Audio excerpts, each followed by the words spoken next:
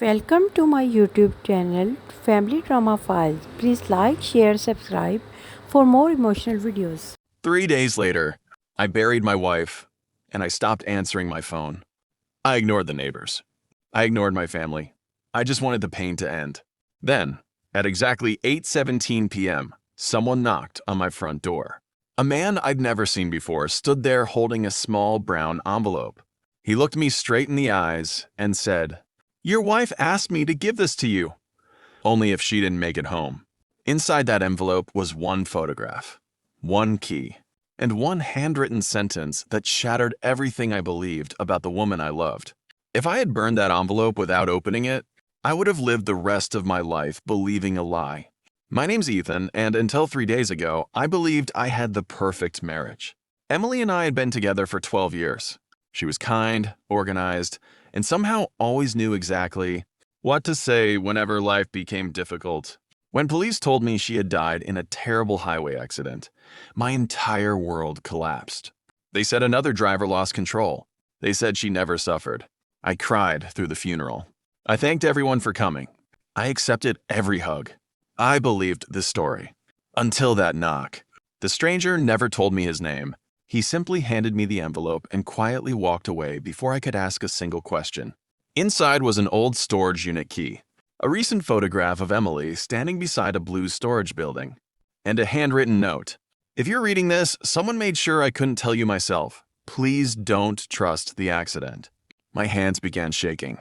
The next morning, I drove to the storage facility. The manager confirmed Emily had rented the unit 6 months earlier. She had never told me. When I unlocked the door, I expected hidden savings. Maybe gifts, maybe old family memories. Instead, I found dozens of files. Insurance papers, bank statements, photographs, voice recordings. Every file documented a massive financial fraud involving one of the largest construction companies in our city. Emily had been their accountant. She had secretly collected evidence for months. One recording changed everything. Emily's voice whispered, "If anything happens to me, it wasn't an accident." I couldn't breathe. The police had closed the investigation in less than 24 hours. Now I knew why. Someone wanted this buried. I took every document to an independent investigative journalist, instead of the local authorities. Within days, the story exploded online. Former employees came forward. More witnesses appeared. Hidden surveillance footage from a nearby gas station surfaced. Emily's car hadn't lost control. It had been forced off the road by a black SUV that disappeared immediately afterward. The police reopened the case. Several executives were arrested. 2 officers were suspended for destroying evidence. Months later, investigators confirmed Emily had been preparing to expose millions of dollars in illegal payments and fake contracts. She knew she was being followed. She knew something terrible might happen. That's why she left the envelope. Not to save herself, to make sure the truth survived. Sometimes, I still sit in our living room holding that small key. People say my wife died in an accident. I know better. She died protecting innocent people from powerful criminals. The world remembers a whistleblower. I remember the woman who smiled every morning, while carrying a secret heavy enough to cost her everything. And every time someone asks why I never moved away from this house, I simply look toward the front door, because that's where the truth first arrived. Some secrets are buried with the dead. Others wait for one final knock on the door.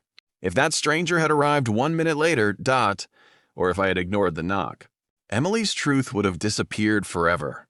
Sometimes justice doesn't begin in a courtroom. Sometimes it begins with a single envelope and the courage to open it. But one question still haunts me every single day. Who was the stranger? And how did my wife know she would never come home? Months after the arrests, investigators finally discovered the stranger's identity. He wasn't a detective. He wasn't a private investigator. He was an elderly taxi driver named Thomas, the last person to see Emily alive. On the night of the crash, Emily realized someone was following her.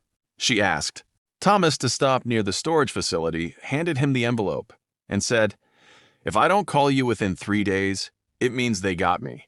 Please give this to my husband. Promise me." Thomas kept his word.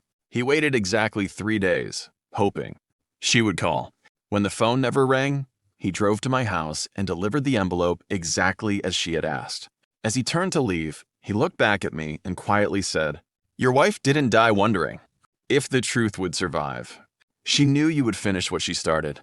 Only then did I realize that the greatest gift my wife left behind wasn't the evidence. It was her faith that I would never stop fighting for the truth.